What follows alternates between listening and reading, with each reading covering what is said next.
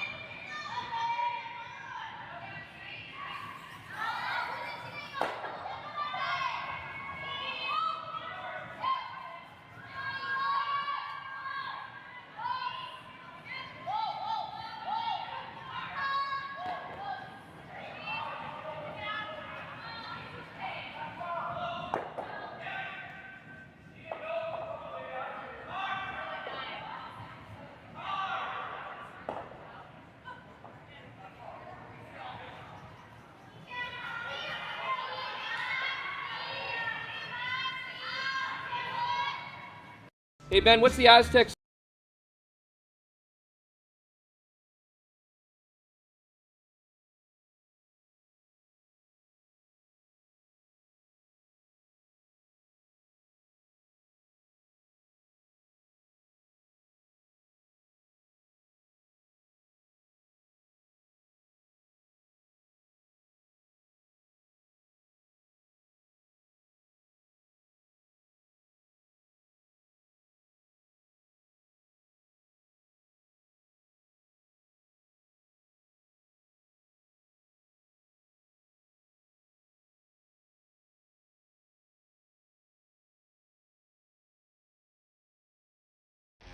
The 2025-2026 Grand Slam of Curling schedule is out, with big events happening all over Canada, like the Masters heading to London in September, the Tour Challenge from Nisku this October, the Canadian Open from Saskatoon in December, and the Players' Championship from Steinbeck coming in January. Early bird weekend and full event passes on sale now at gsoctickets.com. Let's rock!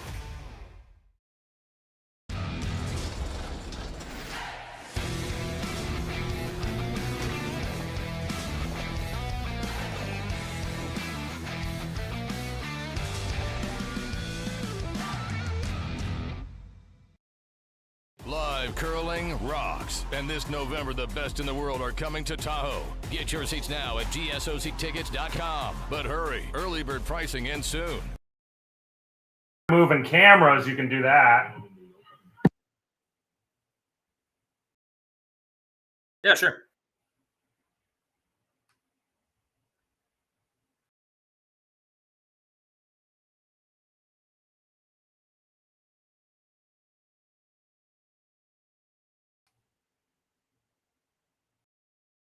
Yeah, sure.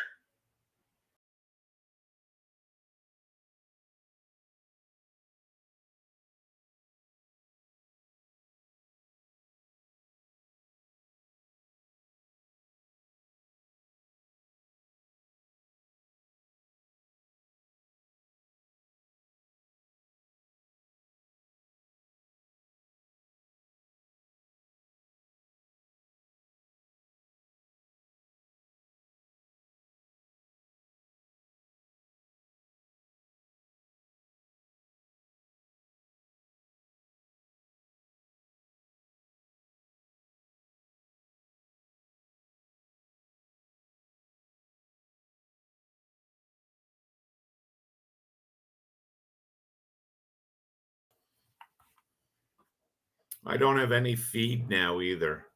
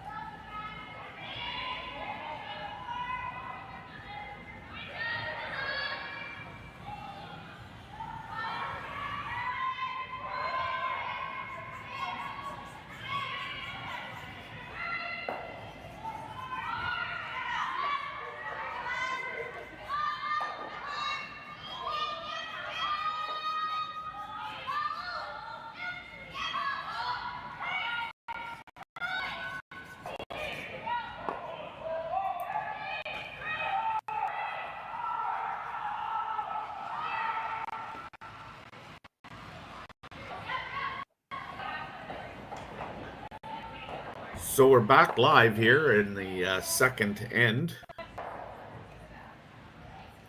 In the first end, Tabitha Peterson scores 1 and leads the game 1-0.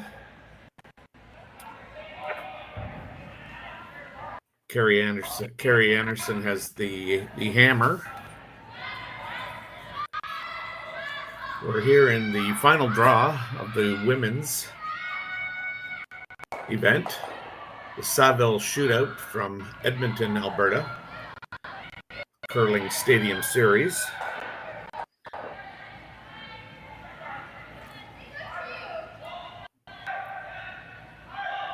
As I mentioned, we're just in the second end.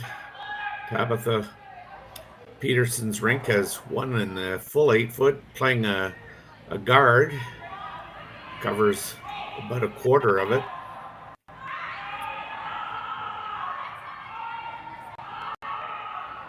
Anderson's team is now going to try and play a bumper weight shot here and try and get a roll underneath. Val Sweeting, longtime third of Kerri's.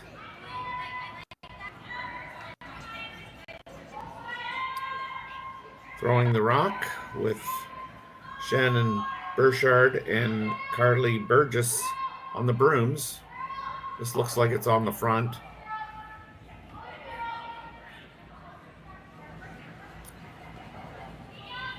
So Kerri will turn over the house to Tabitha Peterson.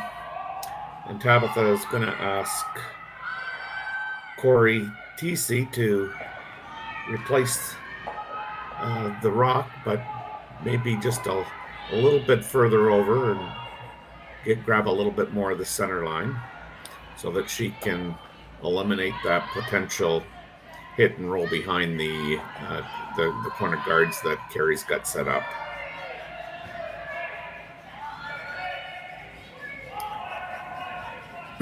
This one looks a little better. Kerri can still chase it, but this rock has eliminated the hit and roll under. Kerri's asking Val to throw her out turn, being a lefty, with some hack weight.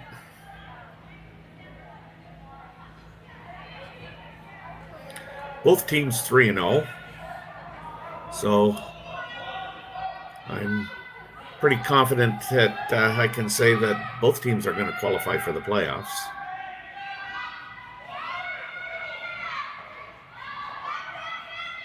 Kaylee on the brush. Shannon's going to now try and work it. Oh no, now they're going to switch again. This is a good throw. Kerri would like to get this out of the rings just a little bit underthrown. I don't think Tabitha is going to be able to leave that there.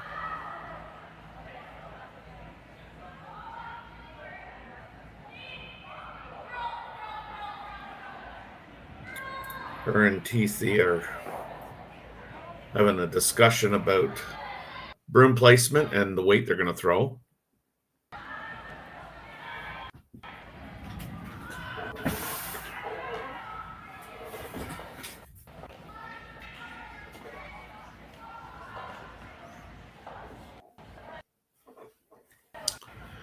So 20 women's teams started this event, playing in 4 pools of 5 teams.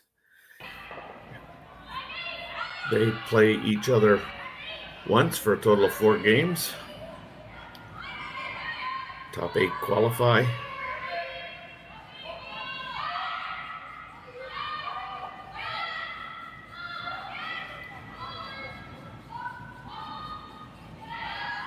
This looks pretty good. Excellent shot. Well called in the house. Sweepers did a good job. And Tabitha threw it well. So now, I mean, I think Kerri ideally would like to hit a little bit more than half a rock and make that double stick around. Because if she doesn't, Tabitha will just try and go around the guards there.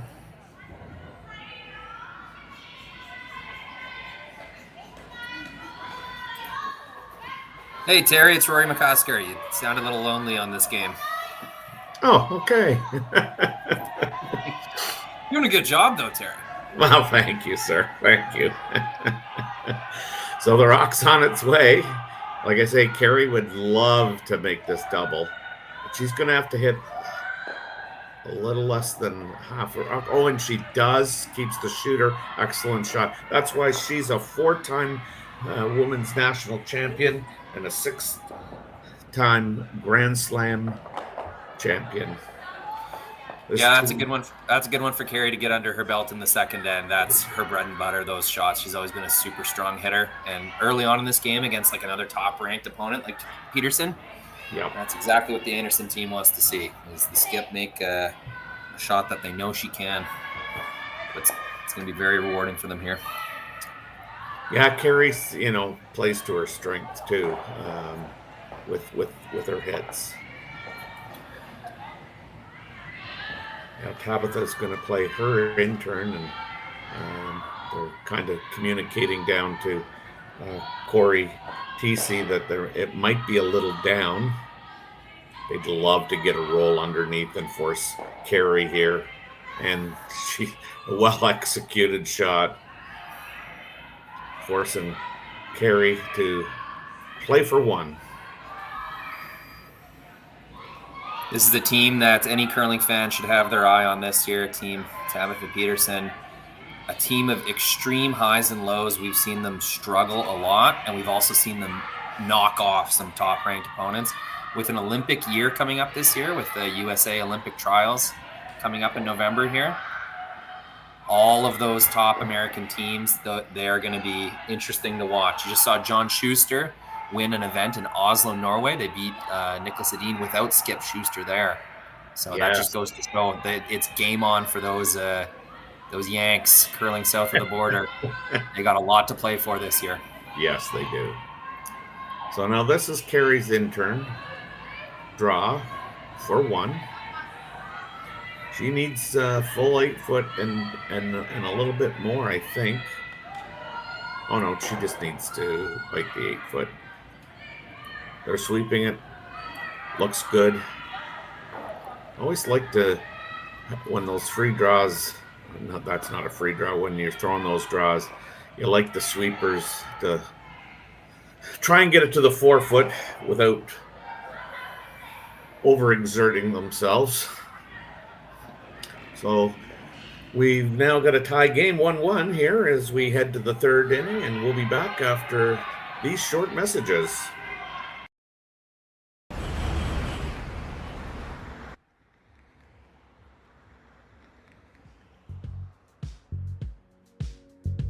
That's life. That's what all the people say.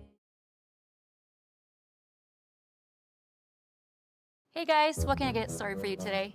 Bananas away, regular? And I'll have the rip berry, but can I get vanilla oat milk and I'll add spinach and ginger? And can I substitute the raspberry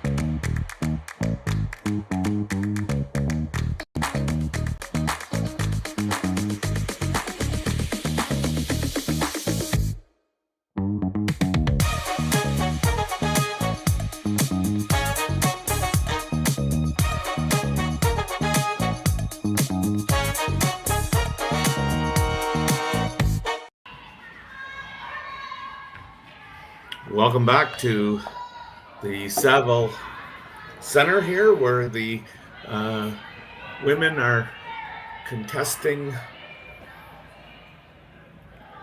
the curling stadium series here, the Saville Shootout.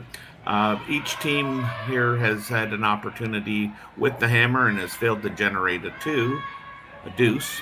And now we're turning the hammer over to Tabitha Peterson's team.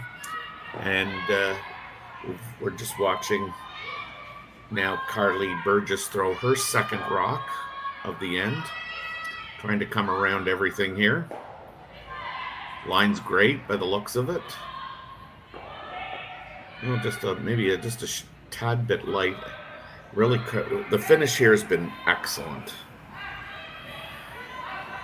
So looking at the curling zone stats for this game, if you ever wonder, how many times these skips have played each other, or what their record is, or what their standings are in the event, you can always check curling zone under game details. Just navigate to this tournament, click game details under the line scores, and I'm seeing Kerri Einarson and Tabitha Peterson have played each other 14 times, and the head-to-head record is not what I would have guessed. It's in favor of Team Peterson. Yeah. 8 wins to 6 wins. Yeah. So that rock's being replaced to its original place because we're playing the 4-guard zone rule. I say 5 because I have to always count to 5.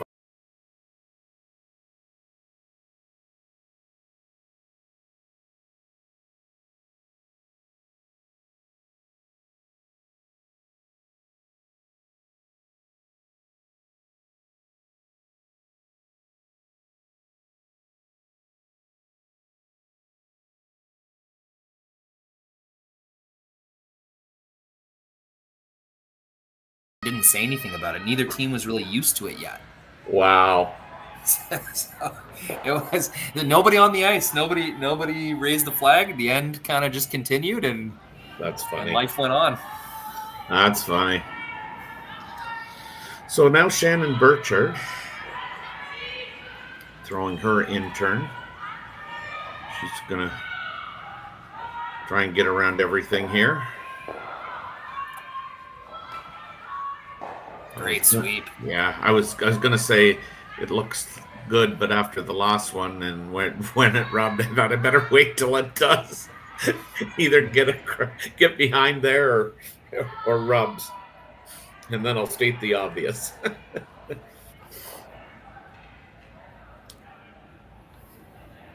Now Tabitha is asking Tara to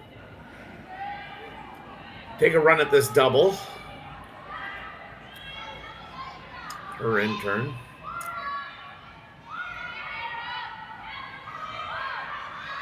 A signal from the front end that might be a little more weight than asked for. Oh, just misses it. Now that's a really good result if they get the double. Yes. Now, since they haven't, that's actually going to screw up their own promotion of those two stones. That overlap's going to work in the favor of Einarson. That's right.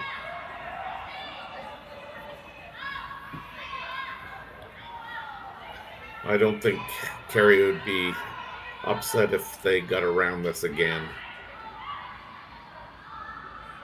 Shannon Burchard, her intern.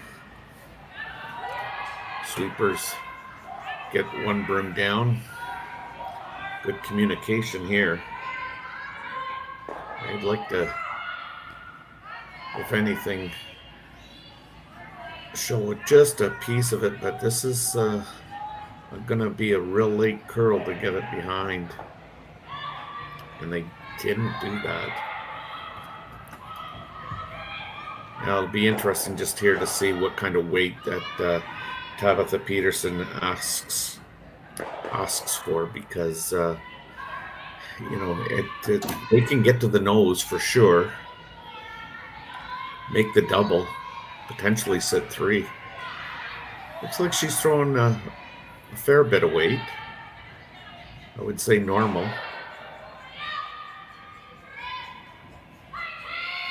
They're gonna.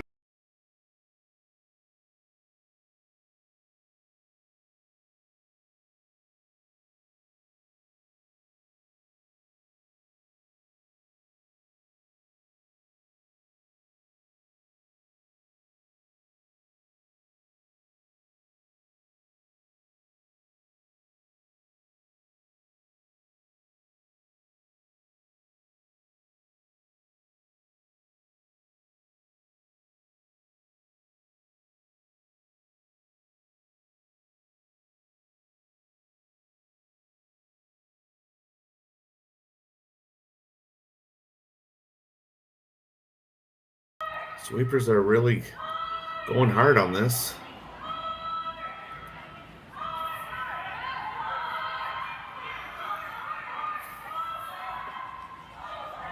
Even if you're not shot, as long as you get behind that. I think Tabitha can remove that stone, and depending on how much weight she wants to throw at this, can probably stick around for another counter out on the wings.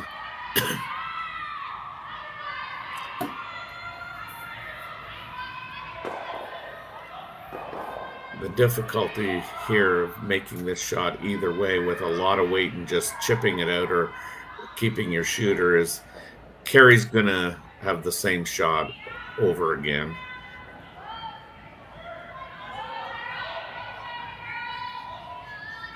I'll try and carve this. It's got a long way to go. Yeah, I don't think they're. Oof. Tough one. Yeah, it really is, because again now that changes the scene here a bit too. Although if Kerri plays this, I mean, this is going to be a fresh path. It's always tough when you are looking at a really good situation kind of early in the end. Yeah. Especially with hammer. So you know that you have 3 counters in the rings. You almost feel like you're forced to keep the big end alive. And, you know, it's always just one shot away from that kind of what used to be a really good situation sort of spoiling itself. So it's almost getting too rich too quick. Yeah, and I mean, I'm never going to tell Kerri what she should be playing. But I was kind of thinking that she would just try and promote that her rock in them. I don't know if it's on the center line, but yeah, on the center line there. Yeah. Yeah, I think the thinking is it's easier to draw to a place than tap to a place. So yeah. Easy path and Val does what Val does. Yeah, that's a really nice shot. Awesome shot. But now I guess not. I was going to say I wonder if the possibility exists to chip that off, but I don't think so. I think you don't have enough of that. The yellow rock on the center line. But Tabitha and Corey are going to have a chat about what they see, what they like.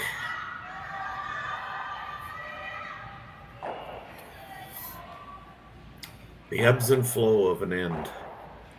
Yeah, there's still lots of opportunity to score a few here. Like, yeah, you got to draw on either side. You could follow Val's draw, pretty tough. You get a little half tuck on the in-turn side. Either one's gonna have its own sort of opportunity. Yeah, 3 rocks left here. 4 foot still wide open.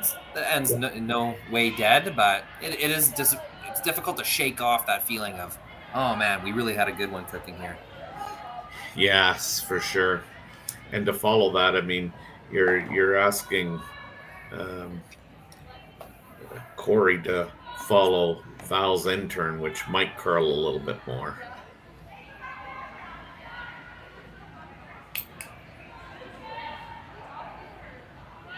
So she's elected to play the in-turn draw.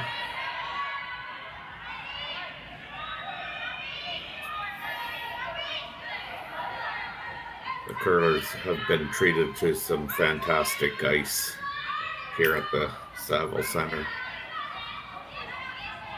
They're going to have to really go hard to get this by, and they're not going to do it. Just ran out of steam, Terry. Yeah. The line looks pretty good. Yeah.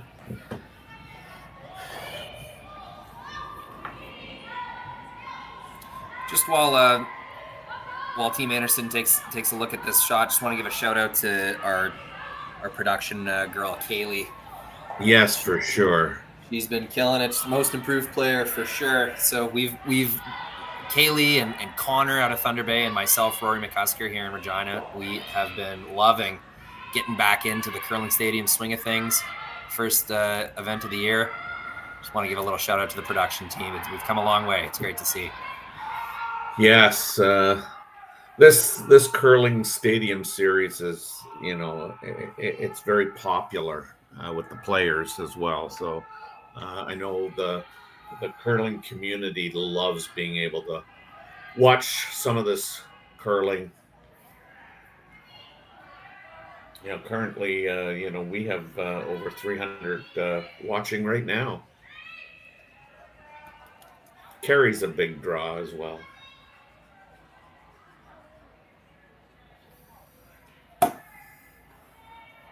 But while I mentioned, Kerri's a 4-time women's national champion, Tabitha's a 3-time women's national champion in the States. Yeah, they've had some really good periods. They've had some slam success as well over the years. Always some team kind of shakeups. The USA program, it doesn't operate like a normal kind of curling team. Yeah. The support they get, it's more of an Olympic program. So those girls don't necessarily choose, who plays what position or exactly, when and where they play. So that it's a bit of a different dynamic that they have to work with. But these are very serious curlers. They love the game. They've been playing their whole lives pretty much. I really like the USA curling people. The curling stadium produces a lot of the USA events, and it's a lot of fun. Yeah.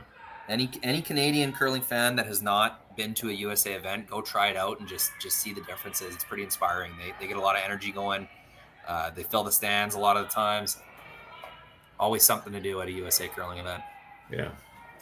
So the front end had a little bit of advice there for Kerri, maybe, and said, "Have you thought about this, or do you like maybe the possibility of XYZ?" And Kerri's and the front end have come down, had a little chat with Val, and they've made a decision. I don't know what the decision was, or even the input that was made, but Kerri's getting ready, and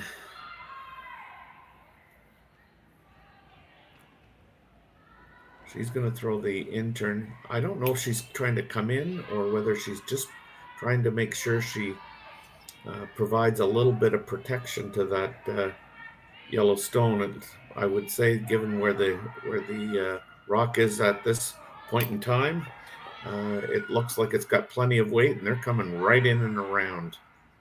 Yeah, you got to treat that overlap situation like a guard. The only thing she couldn't do there is tick off the red and kind of open it up for promotion. I think that's a pretty good result right there. That's excellent. Quite a bit of finish in that ice, Terry. When that crossed the hog line, it was out in the 12-foot. Yeah. Swooped right in.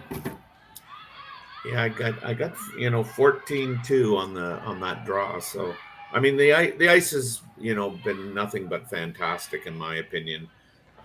As a viewer, lots of good curl. It can be a little weight sensitive, so it does require you to navigate weight and the broom. The brushing is, I mean, I've always been impressed with the way the sweeping has developed over the last 10 years. And at the women's level, I mean, sweeping. I can just remember being so impressed with Joanne Courtney, and then she became such a wanted front end player. And of course, Rachel grabbed her. But I mean, like, there are so many good sweepers on the women's teams now. Techniques really improved.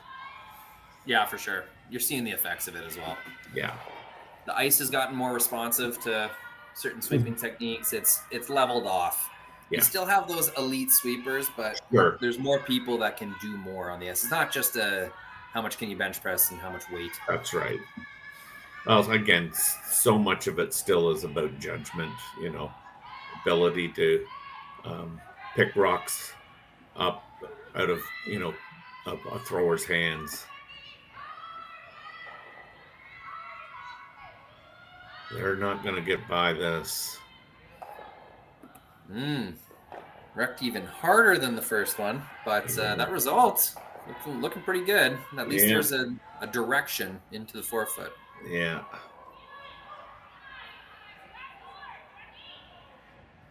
And I think Kerri's quite content to try and make sure that red onto yellow isn't available. Yeah, it's only for 1 point as well, so not a huge risk. Just guard it up, and if Tabitha makes it, hats off, you get your single point.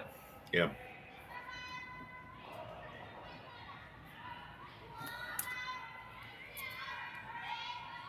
Kerri sitting 2 at this point in time.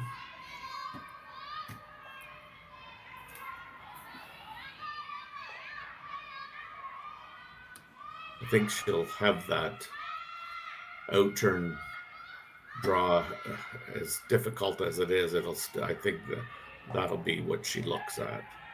If Kerri is able to execute this rock into the position that she wants it, this is curling real quick.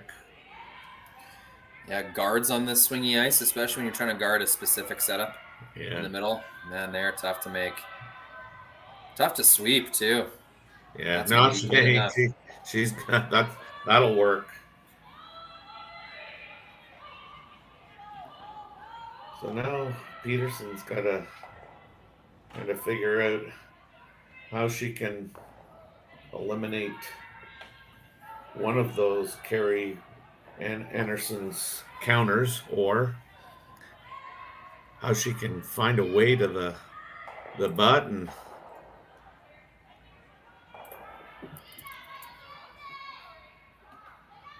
I don't see a whole lot of extra risk here, but I mean, you're going to give up 2, you're going to give up 2. I mean, it'd be really unfortunate to give up 3.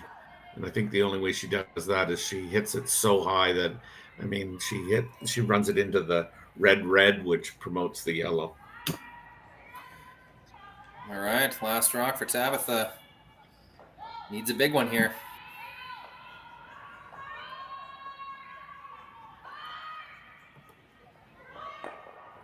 Ooh, like this maybe? Oh, okay, no, she didn't get hurt by it. So it's going to be a steal of 2 for Team Einarson. And so that'll make the score 3-1 in Kerri's favor after 3 ends.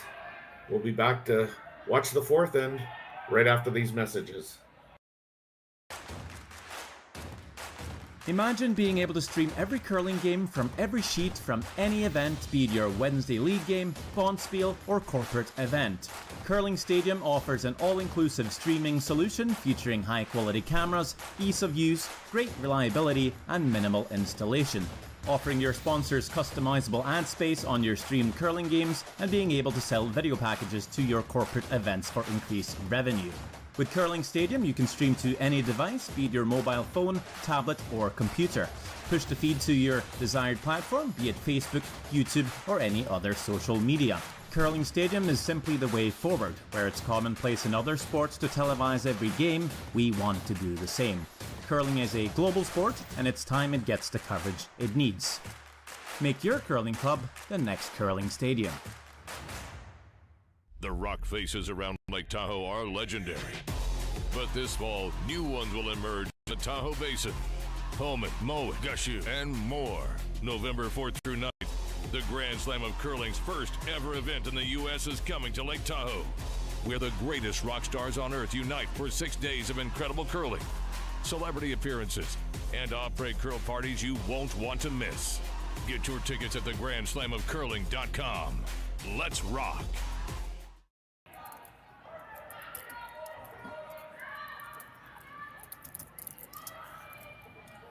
So we're back here at the Saville Shootout from Edmonton, Alberta, part of the Curling Stadium Series.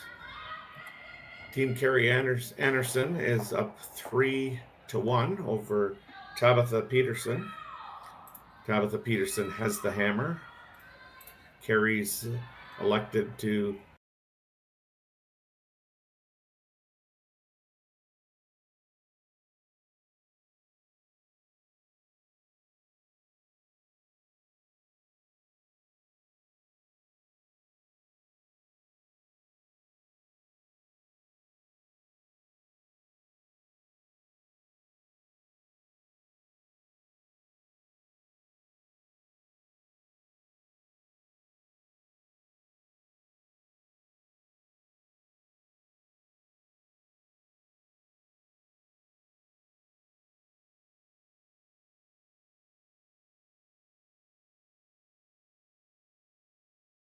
now the last part of the hyphenated name, but I'm going to take a guess.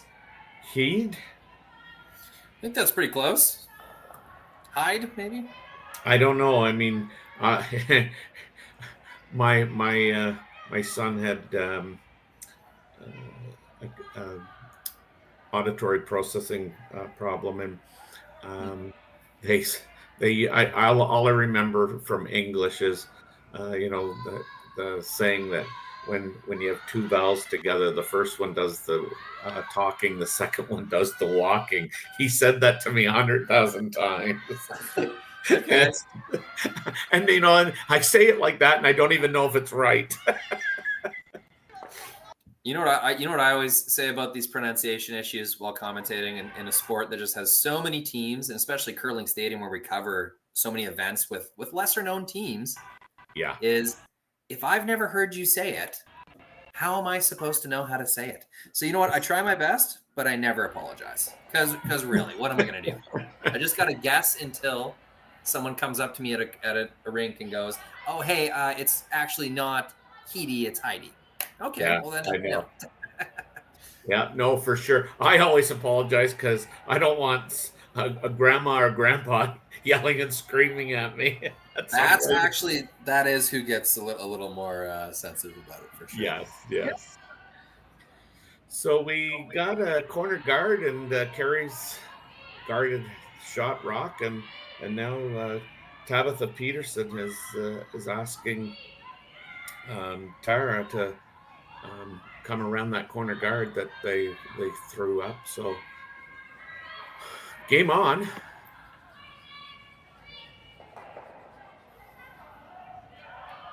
Now it's just about execution, and they're going to have to really go hard to get this to where they want it. And again, just going to be a little bit light. Kerri wasting no time.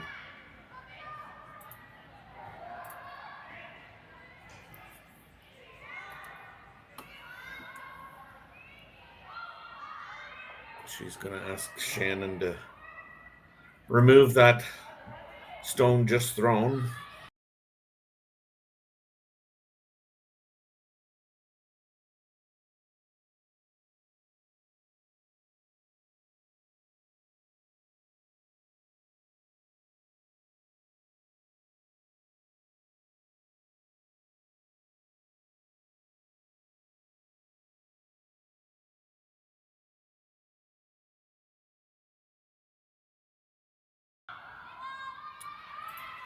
And I think a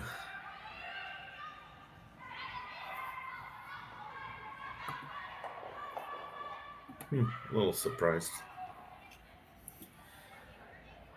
Yeah, not using their corner, playing right into the middle. Yeah.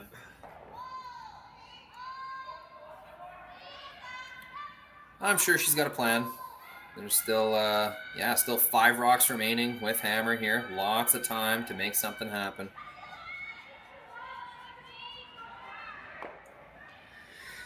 Yeah, that's why I thought she might go around again, or try to go around again. I mean, she had Tara throw it, and Tara just a little bit light, and you got to think that maybe she might have better luck, because I don't like this. Yeah, that overlap is not going to be in the favor of Team Peterson. And Kerri just, wastes no time in trying to take advantage of that overlap either. You know what? Speaking of waste no time, I would like to thank both these teams. It's a night draw. The ice makers are tired. Everyone at the event's tired. These teams have not been screwing around. We are at, game clock's at 51 minutes, and we're halfway through the 4th end. That's a good pace of play, ladies. Love it. All appreciate it. Yes.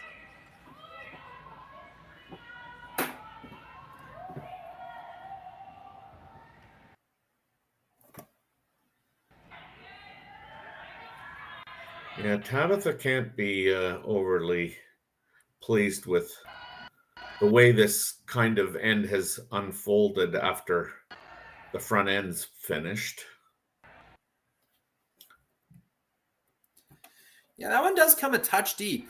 Yeah, it does. It certainly is going to leave Team Peterson with an out.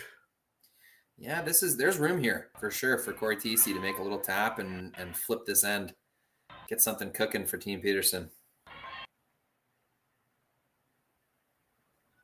Yeah, this is an intern draw. They've just watched it come down, so they should have a pretty good idea of the weight. I was just going to say, this is going to just stop short, but it looks like it might be on moving it. Yeah, it did. Get a little.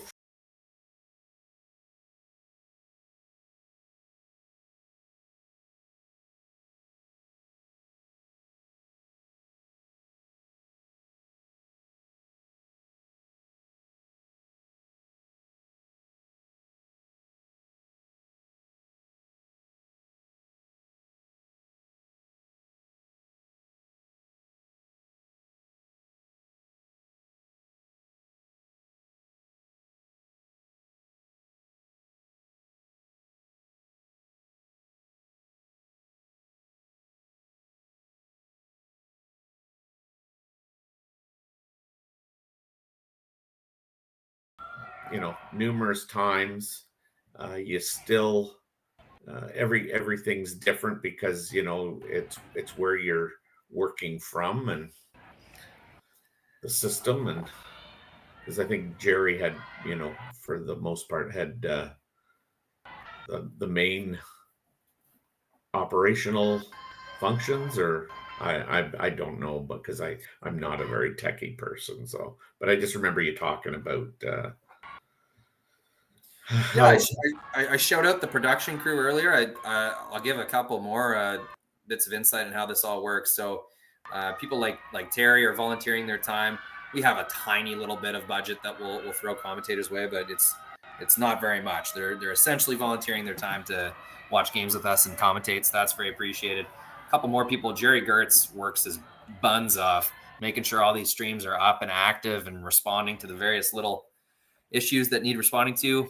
James Gordon in Saskatoon here. I can actually see him on another screen of mine, setting things up. He's very good IT infrastructure kind of thing. John Benton, he leads Curling Stadium and all sorts of new ventures and constantly optimizing, constantly working with others.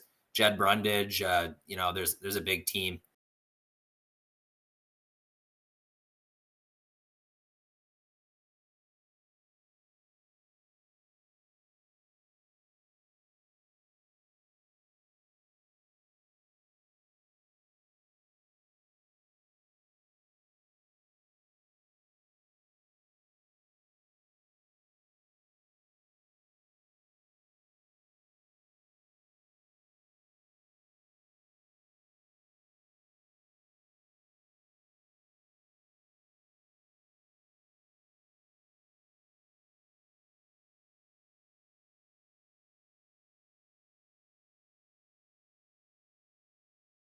We did, so thank you. Thank you, chat. That's what you're there for.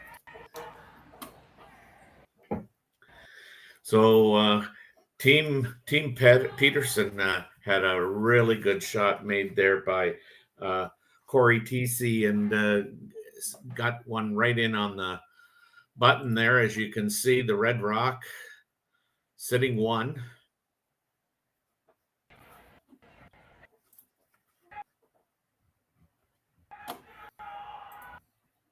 Here, I'll flip our names in there. I can live.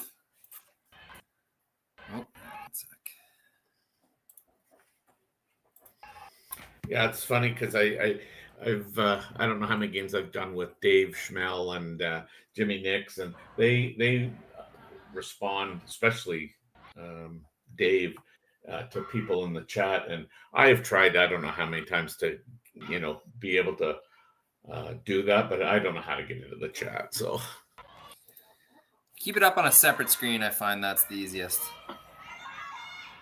Your phone or a different screen, and then it's just kind of sitting there waiting for you.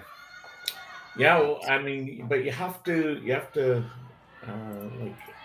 be. I don't know. I don't know how you do it because like I don't even see a spot for where to type even.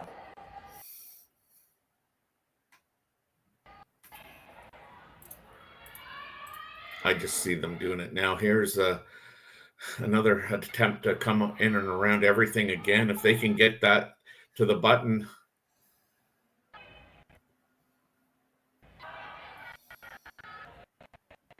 Right in there. Yep.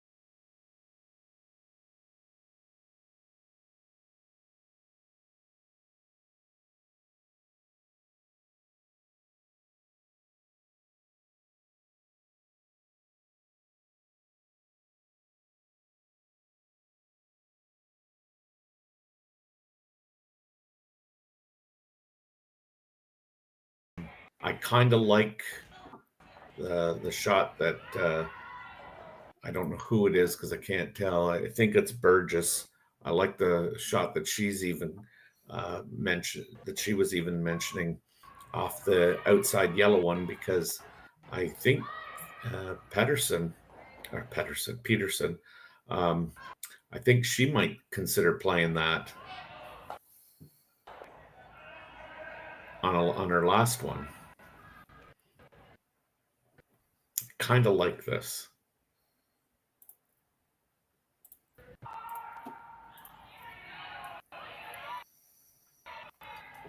Yeah, I mean, this late in the end, it's yellow rock, red rock, doesn't matter. It's a way in. Yeah, well, I mean, I guess the reason I like it is I think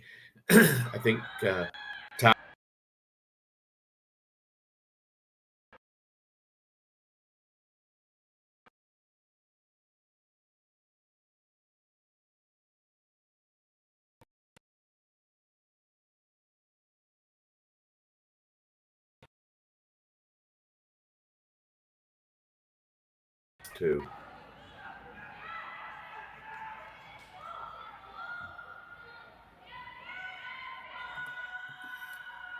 Here we go. What kind It's of action are they going to get?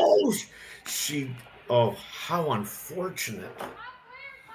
Just a little too thick. It may have been a misread of where they had to hit the rock by Val and Kerri, or maybe the rock just jumped on them and it overcurled. But either way, it's going to tick off the yellow and not make contact with the reds. Let's watch that again. I don't know if it's on the center line, but yeah, on the center line there. Yeah. And that is not the right replay. Yeah, I think apologies.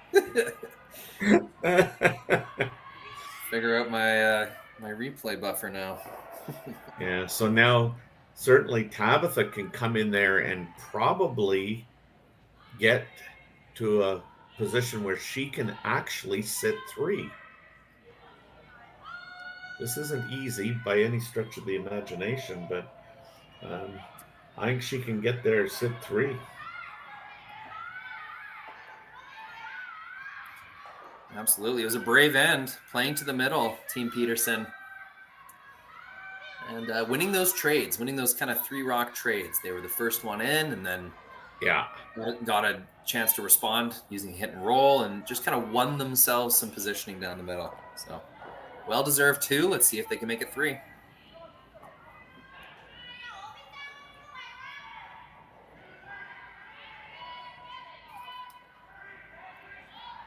You got to keep that out there as long as you can, I think.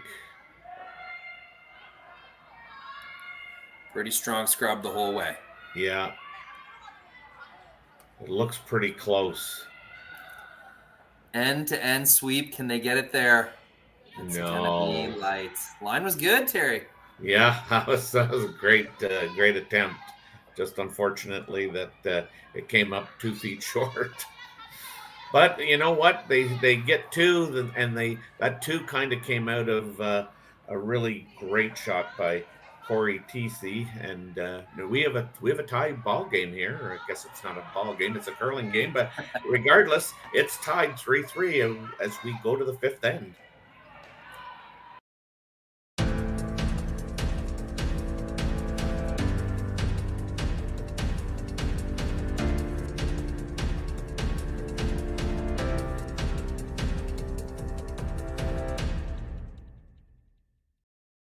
For over 20 years, the Sandra Schmirler Foundation has granted more than $9 million to hospitals across Canada for life-saving equipment for premature and critically ill babies.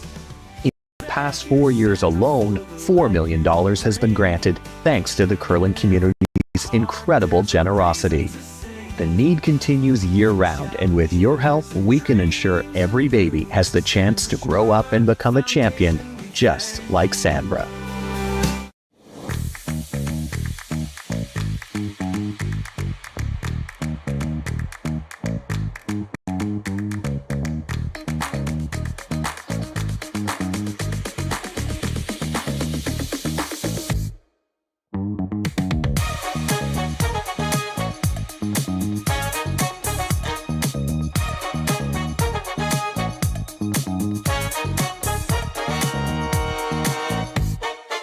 Welcome to the RockShop.net, the official store for the Grand Slam of curling.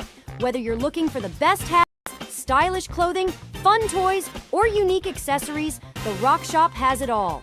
Shop online anytime at the RockShop.net for exclusive Grand Slam of curling gear, or come see us in person at your next event. The RockShop.net, where fans find their favorite curling gear.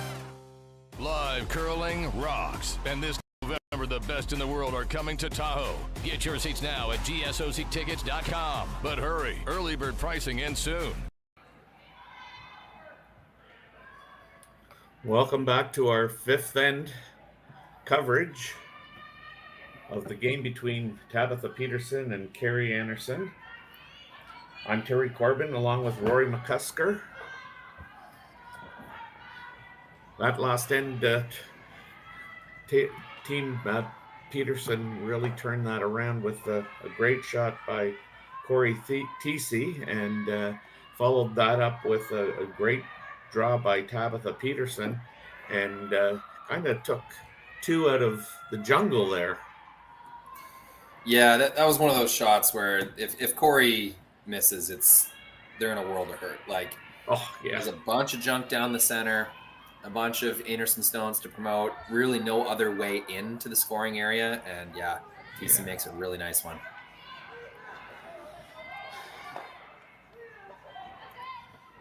And so far we're looking pretty wide open and clean here. Yep, you know what, Terry? I've produced a lot of curling games over the last 4 years. I have always noticed the 5th end is a hurry up end. Teams are just kind of responding, hit. It's like everyone knows that the sixth end is so important. Like the scoring swing and the percentages of winning the game in the sixth end is so important. You know, teams are more than happy to just get in the hack and chuck some easy shots, get the fifth end over with. That's funny you say that, because you know what? I mean, I always felt it was the opposite, because of the fifth or fourth end break. Or I'm going to call it I guess it's the fifth end break. I don't know. Anyway. No, they sometimes take a break halfway, fourth end. Yeah, Not halfway. so much in these events, but. Yeah. So I always found that, you know, people go do their washroom breaks and all that stuff. And then when you come back out, everybody looks at each other and go, you know, has the ice changed any since we've last thrown a rock? And that's why I thought they, you know, a lot of times you would, you know, play a hurry up end, wait for kind of the other team to, you know, make a move. Yeah. You know what also might be to blame for this is sometimes you'll get a mop. I don't think they do here. Yeah, no, they don't. Like, no. You get a mop, and that speeds things up a bit, tricks the leads, and then what should have been a guard is now in the rings. Then they respond with a hit, and before you know it, you've got a one-way ticket to Blanksville, as Darren Mullen would say. Yes. We're definitely running through this end. Oh, this is a express train to Blanksville right now. No stops, just straight to Blanksville. But as a player, these aren't as worthless of ends as they kind of look like to the audience. You're learning paths, and like maybe they haven't really been to this wing yet, and you know, you're learning the ice, you're learning your own throw. You're still paying a lot of attention to the rocks you throw here. Maybe you have a stone that you suspect is a little faster, slower, curls a little more. This is a good chance to really experiment with that, where there's not a lot of stake. Like your misses aren't really going to be amplified. So still lots of focus to be had in an end like this. No, you're absolutely right, Rory.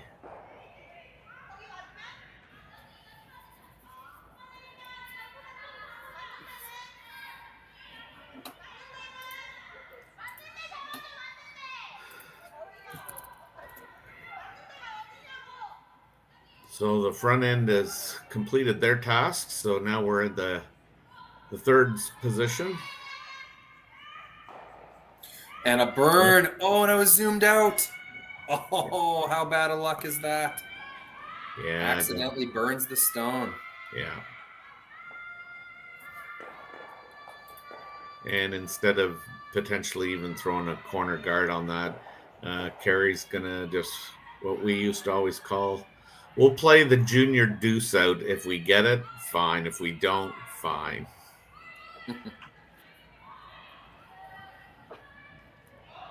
Yeah, Val's been pretty precise.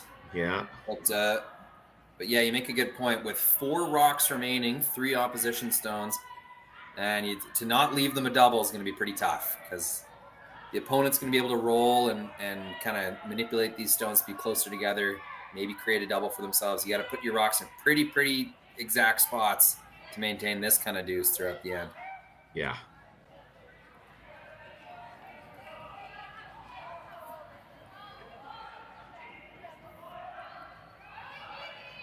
Not quite the depth they're going for. That was a big scrub just to get it there. Yeah.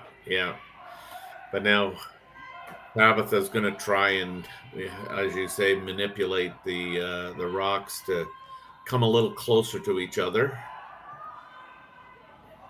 Val has been on fire this game so far. We've seen some pretty precise shots from her. Yes.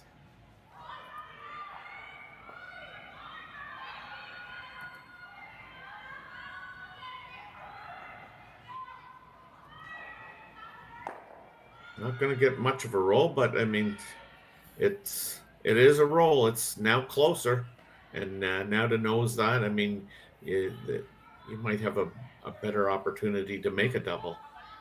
Although you get two options here. You can try to get them flat, or you can try to get them kind of so sharp that a double would be quite difficult. So it looks like Kerri's signaling for the nose. That means she's going to be happy with getting them sharp.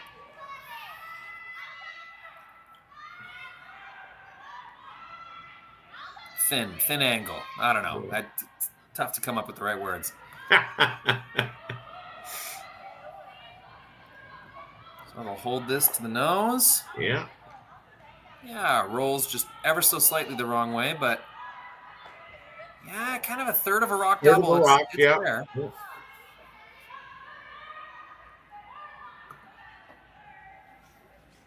Oh, got my rocks wrong. We've been playing pretty fast. Couldn't quite keep up, so it is skip stones.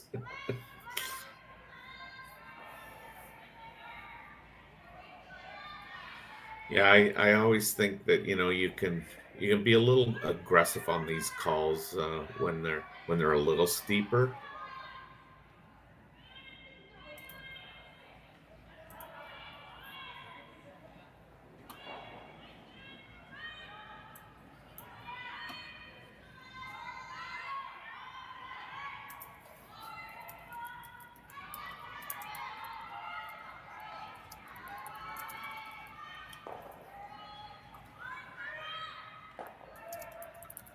So this is Tabitha's first stone of the fifth end.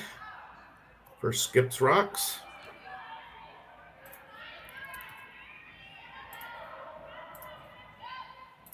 I think what's really important is, she stays in the rings and moves the rock a little bit closer. She just got a nose hit, so now Kerri will be quite content, I would think, to nose this. Not a whole lot of room to roll on the broom side.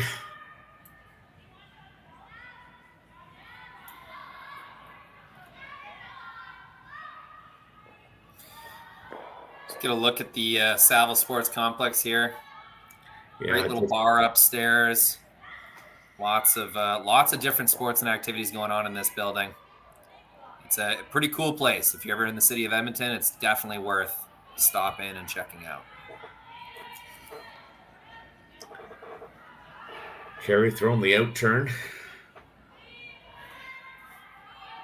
They're just kind of keeping it clean, so love the weight control.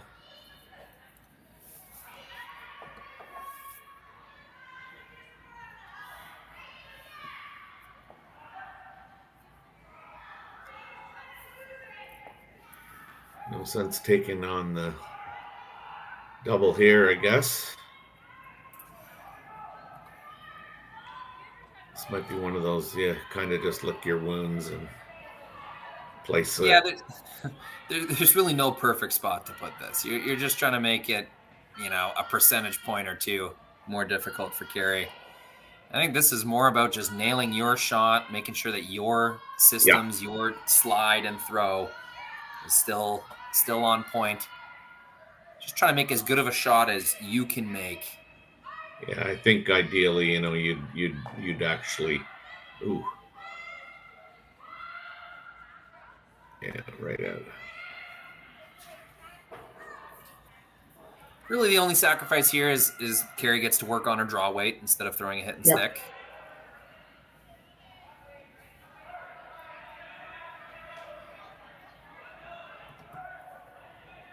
Yeah, it was an unfortunate burn of a rock there that allowed this deuce to evolve. Yeah, I'm not sure I'm going to call it a commentator's curse, but it was right after I said that we had an express train to Blanksville. Well, the train got derailed. It happens sometimes.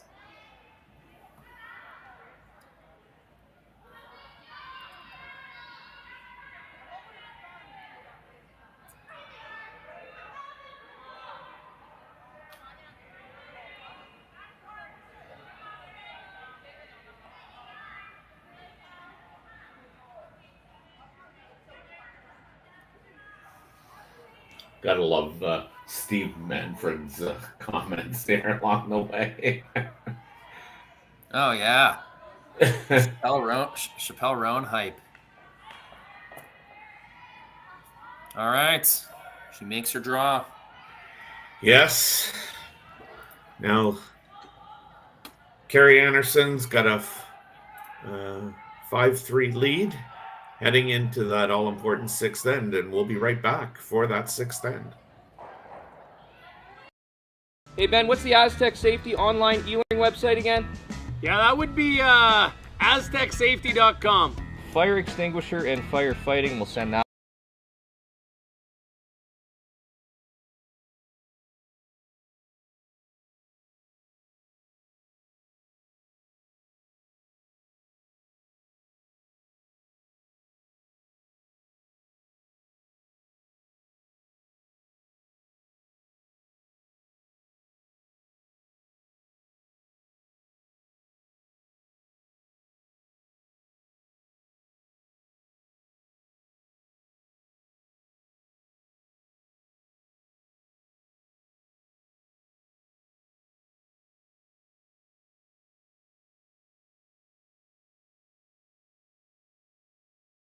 Weekend and full event passes on sale now at gsocktickets.com. Let's rock.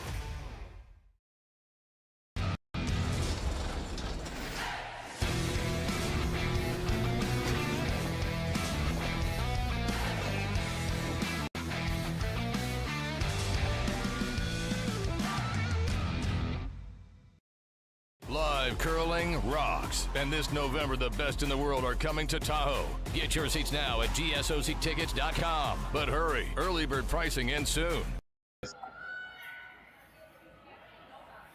So welcome back. We're here at the Saville Sports Complex. I don't know what the actual official name of it is, but this is the Saville Shootout, part of the Curling Stadium Series. We're in the sixth end of a game between Kerri Einarson and Tabitha Peterson. Anderson's up 5-3. Peterson's got the hammer, and we're on lead stones.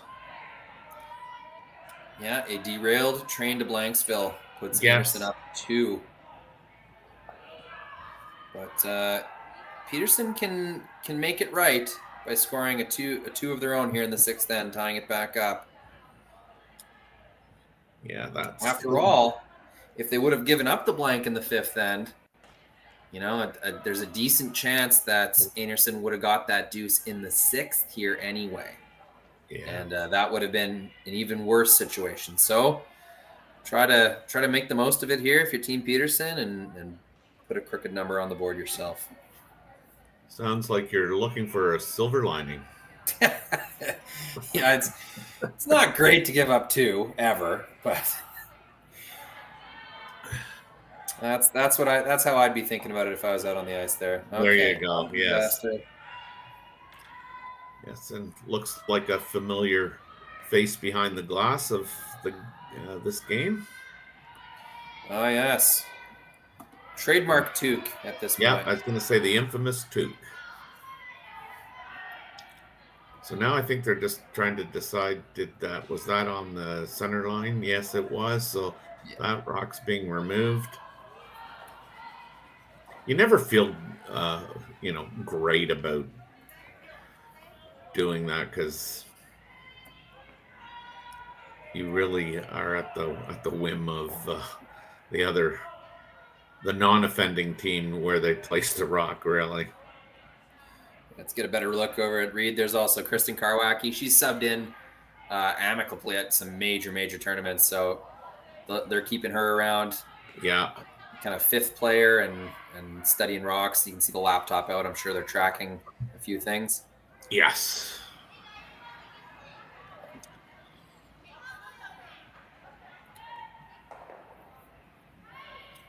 So now Kerri's asking Shannon to come around this center guard.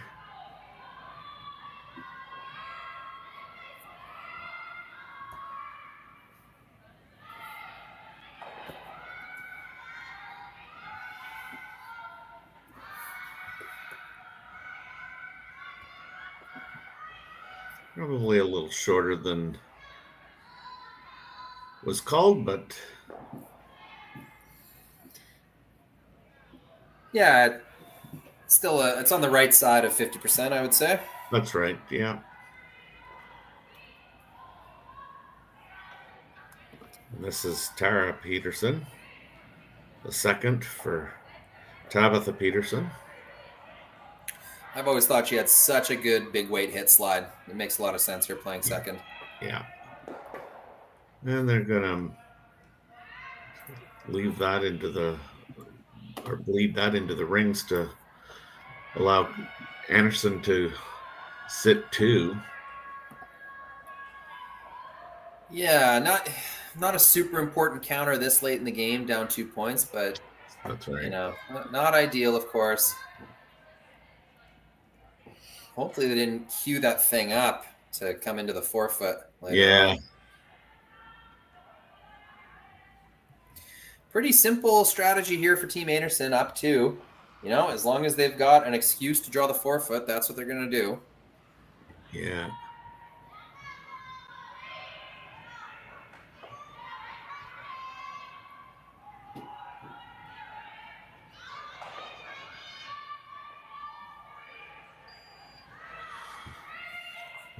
This looks fairly good. A little better, maybe weight-wise. And I think you want to, because potentially Tabitha's running in a rock of her own. Just a testament to how good the depth is on that forefoot draw. It's Yeah. not quite deep enough to make an in-turn tap and really get much out of it. So I'm sure if that was a little deeper, Tabitha would consider that in-turn draw much like we saw in the fourth end. Yep. But that depth is just perfect, so it's not quite available for her.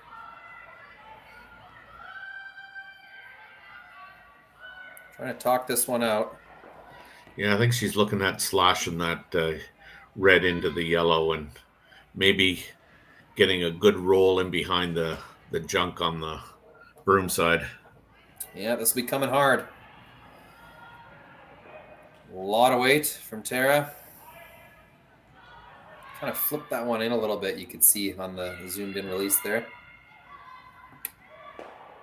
Close. 1, 2. Oh, So close. Yeah. All right, partially because I want to see that again and partially because I want to test my replay buffer. Let's try watching that again. Well, nope. I don't think you've got that, buddy. Not quite. We're not there yet. It's like throwing that shot, just testing it out. After the non-blank, the blank end to Rhodes, or sorry, the end to Blanksville got derailed. Yeah, my replay buffer is derailed. I think that might have to be an after the game kind of thing. Yeah. Beauty of watching on YouTube, though, you can queue up your own replays. That's right. I like sharing little tricks. We were talking about tech. If you're watching on YouTube, I don't think the TV has this feature. You could always just use your remote control and select backwards. But if you're watching on your phone, if you double tap on the left side of the screen, it'll take you back exactly 10 seconds. So if you wanted to kind of make your own replay and see something again, just do that double tap backwards, and you've created your own replay.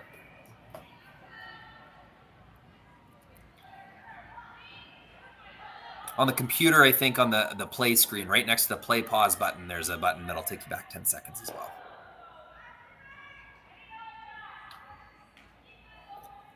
Another narrowly missed run back. Yeah, jeez. They're close, just not quite getting there. Once they make that run back, it's going to be a pretty good situation for them, but they're running out of time here, Terry. Yeah, sorry, you broke up there. I was just saying they just barely missed the run back again. Once they make it, okay, yeah, there'll be no center guard, no rock in the forefoot, and Einarson will have to play to the wing where there's a ton of junk. So if they could ever make that run back, it's going to work out really good for Team Peterson.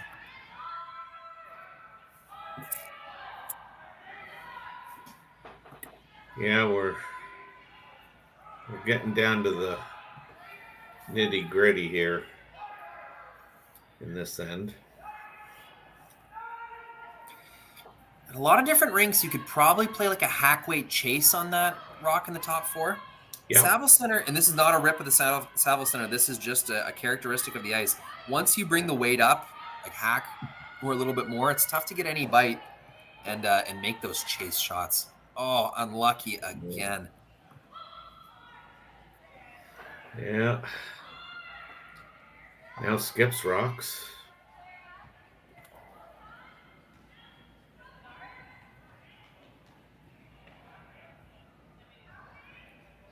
Kerri's going to elect to guard this rock, and it'll be interesting to see whether Tabitha chooses to potentially get a skips deuce by going around that rock on the center line, or just off the center line.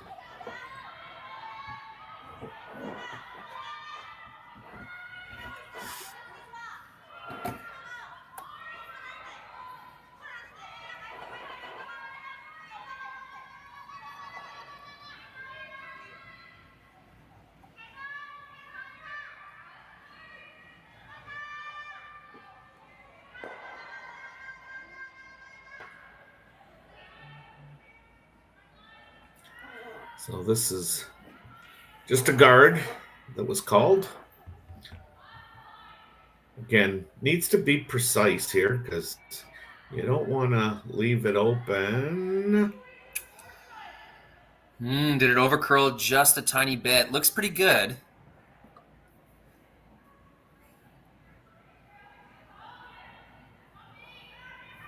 Yeah, I think she displaced the out-turn draw. Yeah, she is.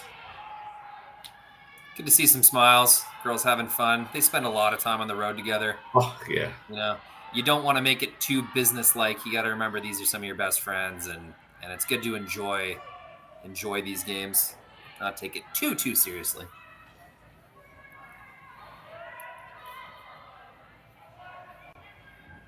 Yeah, they've seemed to have had, good chemistry on this team right from its inception. Now, I know that one member of the team that originally got together isn't with them anymore, but I was always, impressed with the chemistry that they did have. Yeah, for sure. And for those of you who haven't met them, these are real people. They're nice, nice ladies. They'll come up to you, they'll talk to you. They're not superficial at all. They're curlers, but they're people, and it's really easy to cheer for once you've met them. This is looking pretty good here. If they could just get it for shot, they did. Wow, nice throw. Yeah, Kerri says, hey, you know what? If we can prevent a deuce here, it might be considered a win. What's really impressive about that shot to me that Tabitha just made is they've been throwing hits all end. They've been trying to clear guards all end. She hasn't seen her teammates come down that path, but still gets in the hack and just aces one on a kind of blind path where both line and weight had to be perfect. That is so true.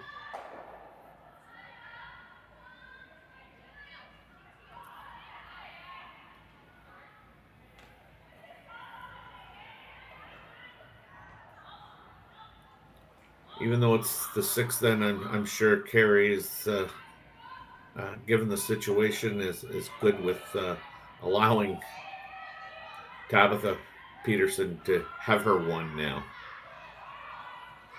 Yeah, chasing that thing's only going to open it up for two. Yeah. So, speaking of opening it up, this is curling a lot earlier than Tabitha's.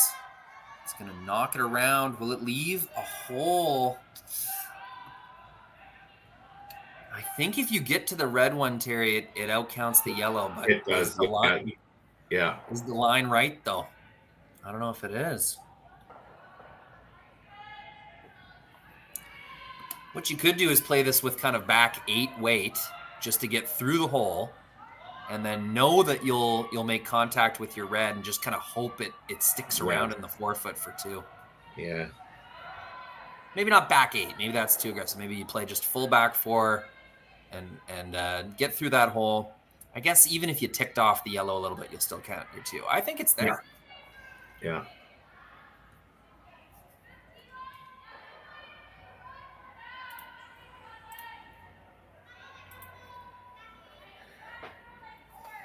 Yeah, the key is getting through the hole, obviously, and she's just played this. Just gonna be a little different line.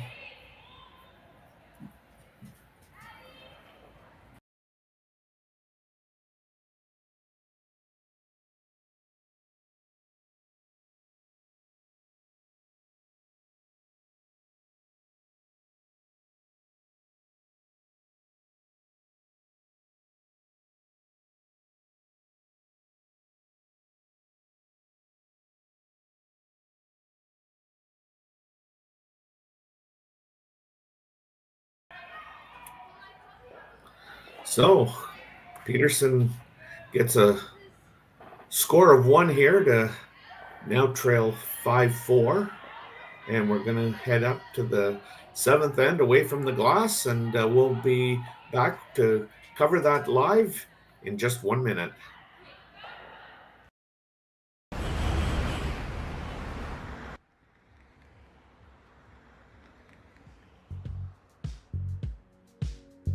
That's life. That's what all the people say.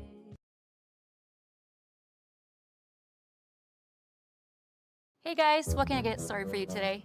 Bananas away, regular? And I'll have the rip berry, but can I get vanilla oat milk and I'll add spinach and ginger? And can I substitute the raspberries for strawberries? Also add the chia and hemp seed, and definitely have the power booster and the collagen booster. And can I get that blended twice? Wow. For Alicia, custom chaos? One of a kind. You're one of a kind. Booster juice, freshly made your way.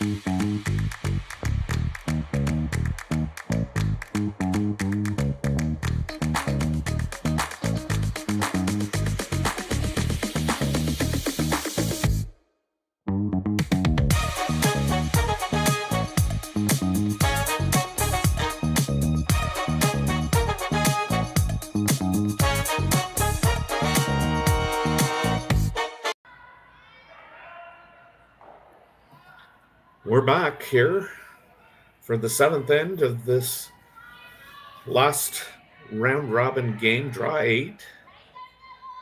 This telecast features Kerri Einarson against Tabitha Peterson.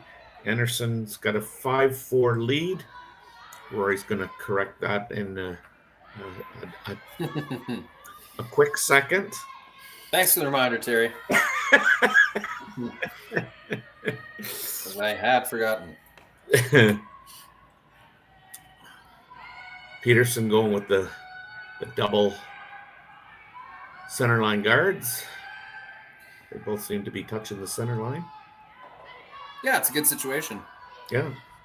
I'm not sure if that was a light draw or whether they called it in there, but yeah, they got 2 center guards. You know, from the depth of the first one, it probably on purpose. So, yeah, good 2 guards there from Taylor Anderson Heidi. We got the spelling correction from Arlene. Yeah, Arlene Anderson, the mother of Taylor and Sarah, both great competitors on the U.S. circuit and really supportive USA curlers, helping out the juniors. I've seen them do a ton of volunteer work at the various junior events. So welcome, Arlene. Nice to meet you, and thanks for chiming in on the chat. Yes, and thank you for your time that you dedicate towards the sport.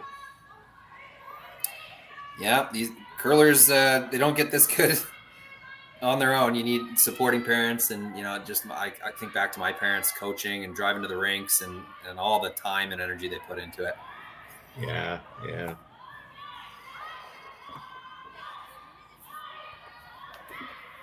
So this is Tara Peterson coming around everything. Well done. You know, Kerri's going to start playing Destroyer.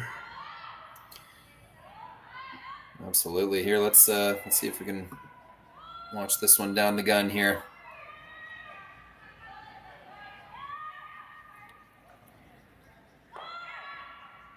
Oh, just going for the single P. Oh no, they want both. 1, 2. Yeah, we'll get it. Shannon's got that unique putting the rotation on. And you know what? Good for her. I'm sure there's been all sorts of coaches or maybe even teammates over the years, players that have maybe passive aggressively tried to get her to fix that. Well, she didn't listen to any of them. And now look at her, one of the top performers in the world. She's making it work. Yeah, you know, I can guarantee you that coaches have tried to change her. As somebody who has coached, I mean, in more than one sport too. You know, it's easy to identify, you know, kind of a technique issue, but you know what? I mean, whether it's, you know, kind of golf or whatever it is. I mean, some people just physically, you know, they either don't have the body or whatever it is to make it feel natural. And if you don't, if you know, the more you practice and it just never feels natural, then I mean, I think you're kind of, you know, not playing to, you know, your strengths. I've just always been a believer that, you know, you watch people do it and you know, you sometimes try their technique and sometimes you go like, that works for me. Yeah, agreed. I think just the psychology of sport, and especially as you're learning and coming up, you want it to be fun and you want it to feel like your own. You want to feel like you're in control of what you're doing. And, you know, at a certain extent, like that's the most important thing, is just having an athlete feel ownership over their shots, their actions, behavior on the ice, all that stuff. Now, there's a limit to that, you know. You should be open to trying new things and to improving and open to the idea that maybe you know, even though I love doing it this way, maybe there is a better way to be doing this. So there's truth to both sides. Yeah, I mean, I think you need to be open to trying all things, but at the end of the day, like, yeah, you're an athlete. In the case that we're talking about, you know, it's your body, it's, you know, your mind. You know, you got to do what you think's right for you.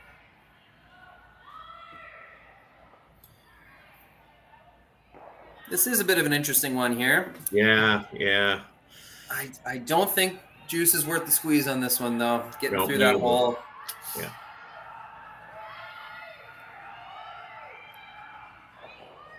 I think she's just looking to straight peel this.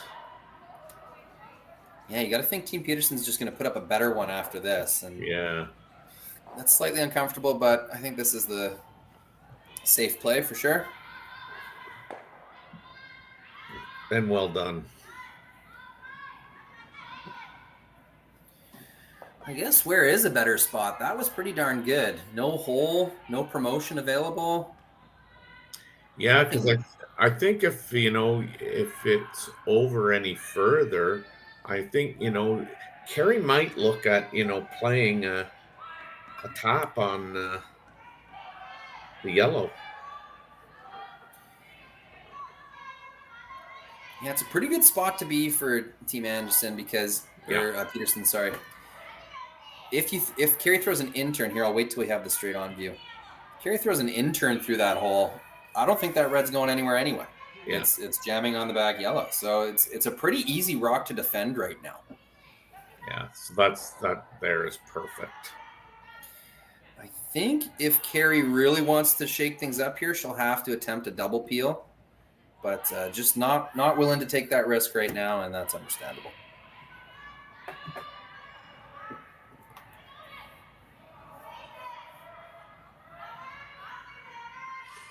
Yeah, you know, this is the kind of first spiel of the 2025-2026 season, and it already feels weird in conversations like no Jennifer Jones this year. Like she's been a staple of curling in Canada for how long? It's just gonna be different, I think. Yeah, it's got that feel for, and if it feels different now, Terry, wait till February and March when all these teams blow up and rearrange themselves, and the flurry of retirements, and these Olympic years are a fun time to be a curling fan. It's not only that; there's a bunch of international attention on curling. Curling gains a bunch of attention, new players.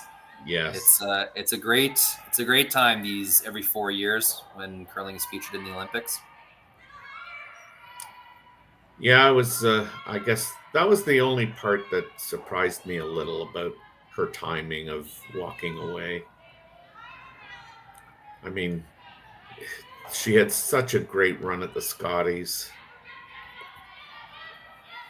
It was kind of a storybook ending, but at the end of the day, really would have liked to seen her take one more stab at an Olympic berth. Yeah, and I mean that's only a compliment to Jennifer and her legacy. But I've gotten to know Jennifer. I work with the Sportsnet Grand Slam of Curling crew, and she's doing an excellent job commentating, learning so much, taking it so seriously, taking it as seriously as she would playing, learning all the ins and outs of the industry, and just trying to get better. And so we still get to enjoy Jennifer, just with her voice on the broadcast. That's true. Well, and she started that before she left as well. It was like, yeah, they were working her in, and she was commentating games in the same spiel she was playing. So yeah, that's a lot of effort. That's really putting a lot of mental energy into it.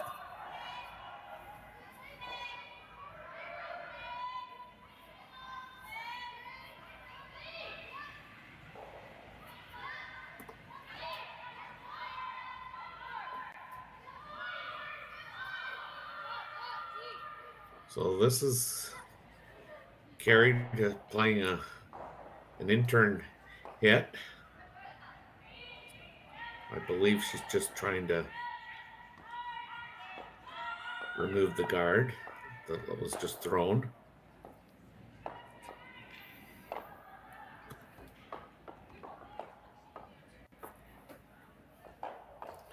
All right. How bold does Team Peterson want to get here? They basically have a free steal if they want it. Like, Kerri will have that long run, so I shouldn't say it's guaranteed, but they got a really good chance of stealing if they plop another guard up there. Looks like they considered drawing into lie 2. It's not the worst choice, down 1 in the 7th. I mean, at one point, it's not the best situation, but tied without coming home. Looks like they've decided to just throw another guard. Yeah, I think that is, kind of the natural tendency.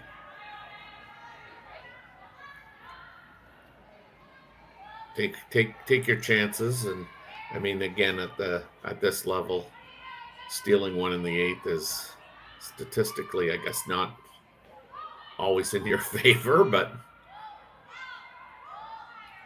this has got to stop. Really biting. That curled super hard at the end. You could see it hogline in. It was really grabbing. I don't think they left enough of that yellow where a promotion's going to be possible. So it does the trick. And that's this long run back she's always had. Yeah, and you could never take away everything here. There's 2 ways to make this, Terry. You could kind of nose it, lose the back yellow, count 2 that way, or you could it's going to jam no matter what. I think that's the only way to make it. Yeah. I guess you could just squeeze by the top yellow, get it on the inside, roll your shooter out, and count the 2 yellows in the rings. I guess that's the other way you can make it.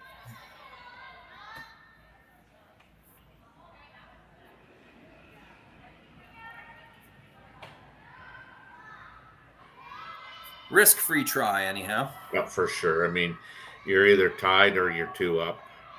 I don't think I suppose you could get 2, but it just looks like with that jam back there, it's. Oh, she can get 2 for sure. She gets it just right. Oh, yeah. Just a little inside. Yeah. Couldn't quite hold it out.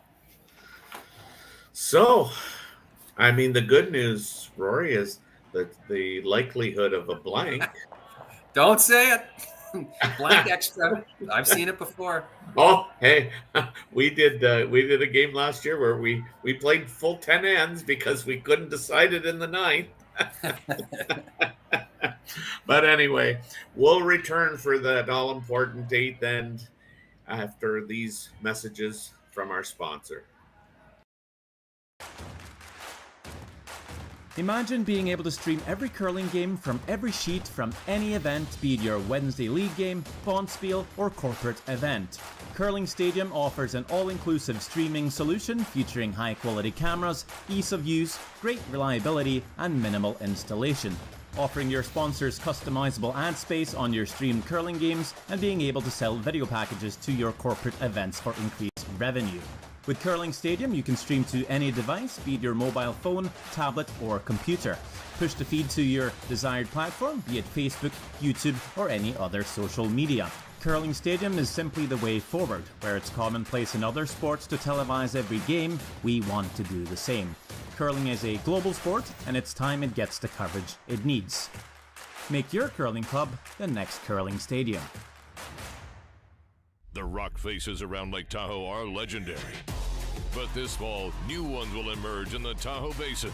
Homet, Mowat, Gushu, and more.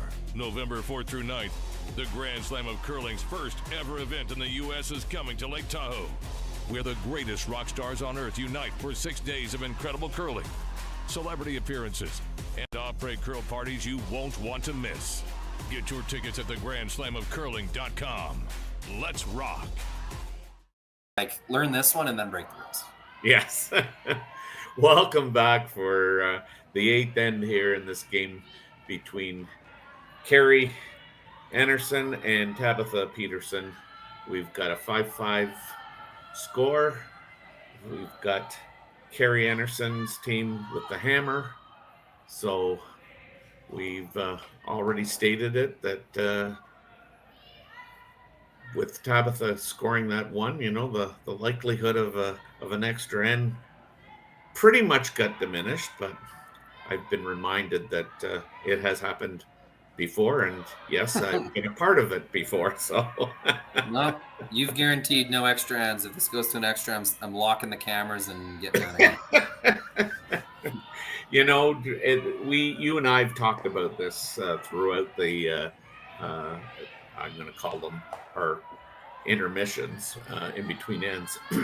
This game has been played in with a really good pace. Like we are going to be just at the 2-hour mark. Yeah, it's like you never see that anymore.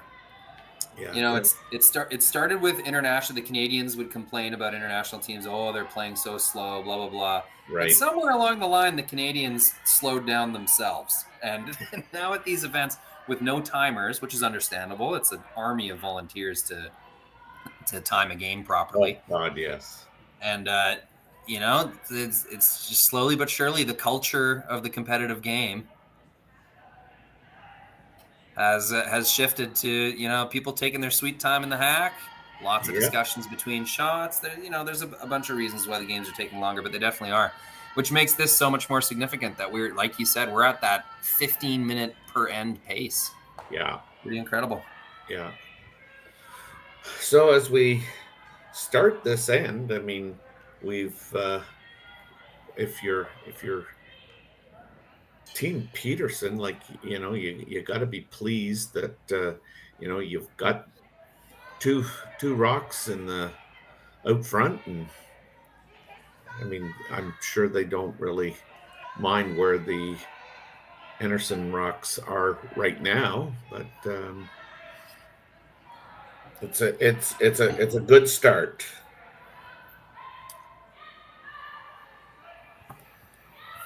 I guess they're talking about, what they want to move some rocks around.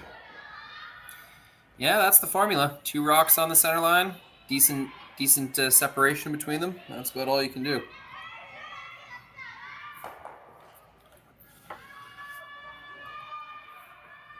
So it looks like they've chosen to try and push that one into the, behind the tee line for sure.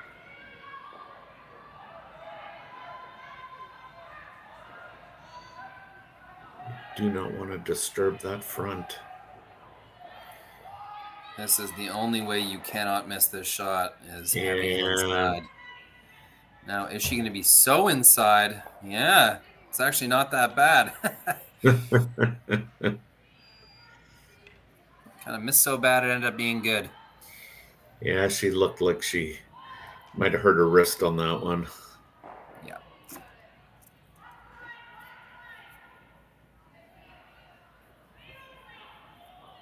So now Kerri's asking Shannon here to potentially make a double peel.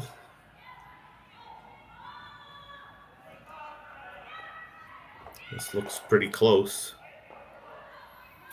Moves 3 red rocks. Fantastic.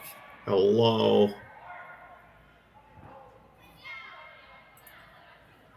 Great shot, Shannon Burchard. Yeah, these are the situations in these like tie game or extra end situations near the end of the game. It's your second. If you can get a big double peel, or in that case, a triple peel, it just really fills the team with confidence.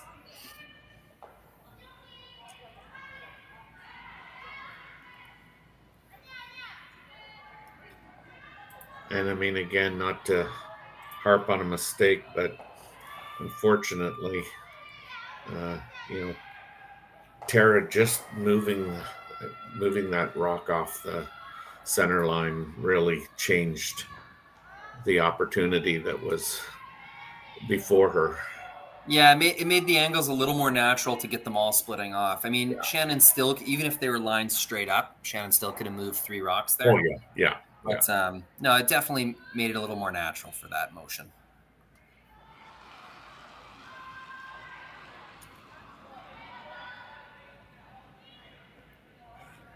It's been a really strong game for Team Einarson. Peterson came to play herself. Like there was a few ends where she missed both her shots, but on the whole, the team's made some clutch ones. I can think that Corey Christensen's had a pretty strong game as well.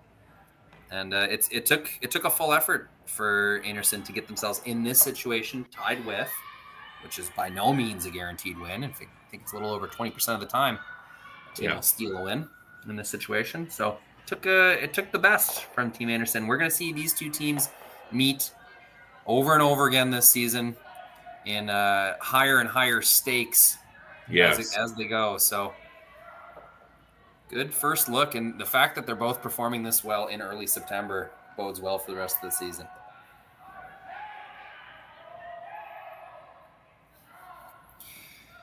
Now, not dead yet. Those 2 Einarson stones in the rings, you can make a freeze on the back one. You can tap one of those top ones on your first shot. There's still opportunity left here for Team Peterson to make some magic happen.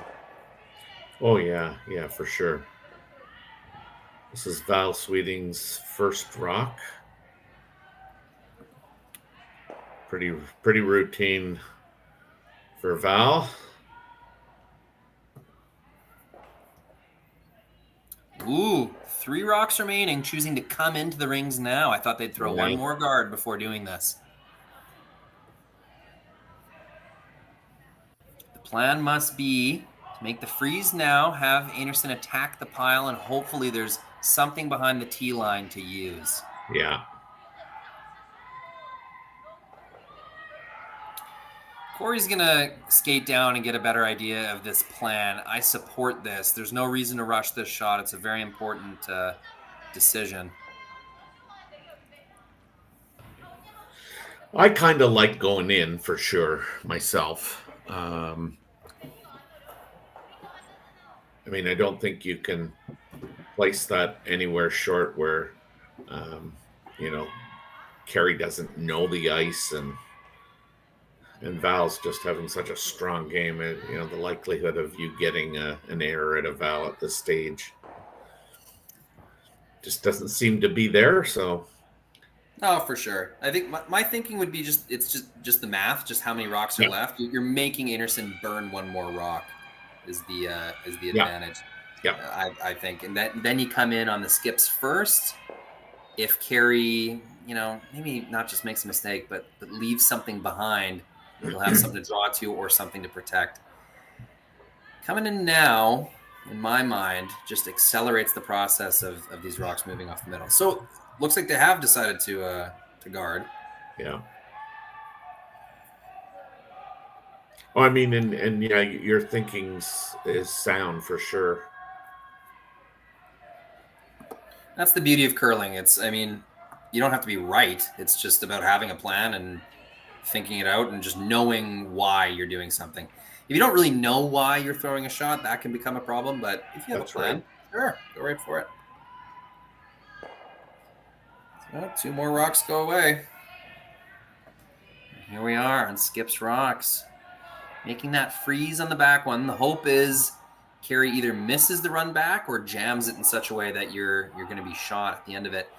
And now, Terry, that rock on the 12-foot, I guess, has a little bit of meaning now. Yeah, it does. I mean, if this was kind of Tabitha's last rock, it would just be interesting to see if this would be the selection, or whether she would opt to try and make the double and roll over to the other side and leave Kerri a draw. I mean, I think she probably plays this, but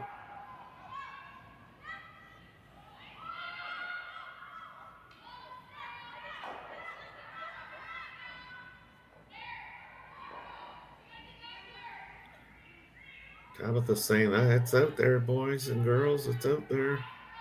Sweepers look like they're going for weight. Yeah. Looks really close. Yeah. Can they get some curl out of it at the end here? Okay. Nice sweep by Taylor.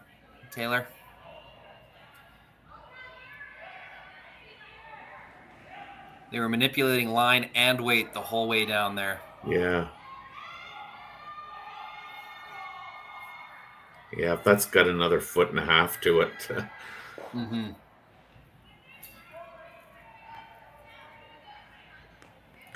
So now, if you're carried, I mean, do you want to hit and take that back yellow one with you? I mean, I guess ideally that might be the shot, right?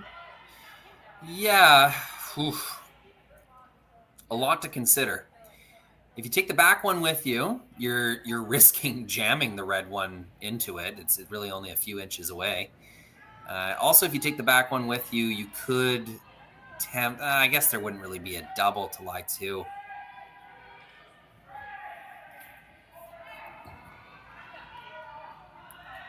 Obviously perfect is to just nose it, maybe even flop inside just a hair.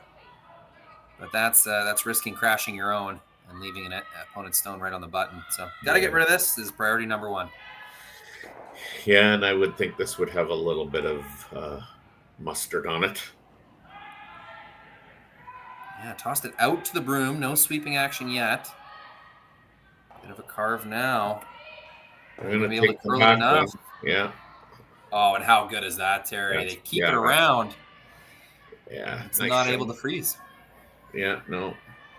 Now you got to actually bump it and really hope.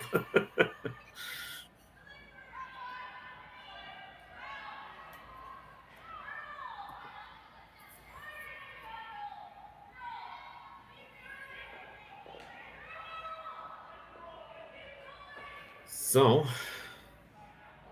looks like she's going to attempt to push it back to the back of the 4-foot.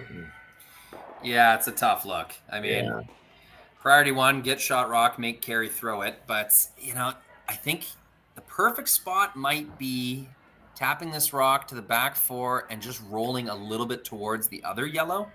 Maybe setting up some kind of jam, maybe only showing Kerri half a rock. Really not working with a lot here is Tabitha Peterson. Yeah. So Tabitha Peterson's last rock here in the 8th end. Needing to at least be shot rock here to force Kerri to have to throw. Looking a little light, Terry. Yeah. Can they get it back far enough? Yeah. I think they do. I don't It's know. Close. Well, they're going to walk away from it and pretend it's good anyway. That's right. Of course you are. It would take Kerri to go, I'm not throwing. Yeah. Okay, let's see if I got a zoom in option here. Oh, they are. They're going to concede. Yeah, they conceded. So that concludes the women's 8th draw and the portion of the round robin. Team Einarson wins this game 6-5, and she'll finish the round robin with a perfect 4-0 record, while Tabitha Peterson incurs her first loss and finishes the round robin with a 3-1 record. And both teams will make the playoffs, so you never know. They may be seeing each other again very shortly, like tomorrow. Yep. Look for these teams to make some noise tomorrow. They both played quite well tonight. Any final thoughts, Rory?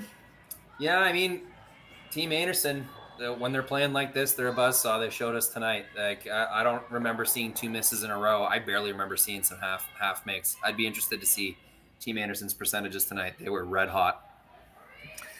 Yeah, it was definitely a well-curled game with some, dynamite shots both by Kerri and Tabitha, as well as the other members of each team. But the end result was, in my opinion, that the better team actually won the game. So anyway, for Rory McCusker and I'm Terry Corbin, and thanks for joining us. And be sure to join us tomorrow as the quarterfinals start at 8 a.m. or no, it might not be 8 a.m. It might be a little bit.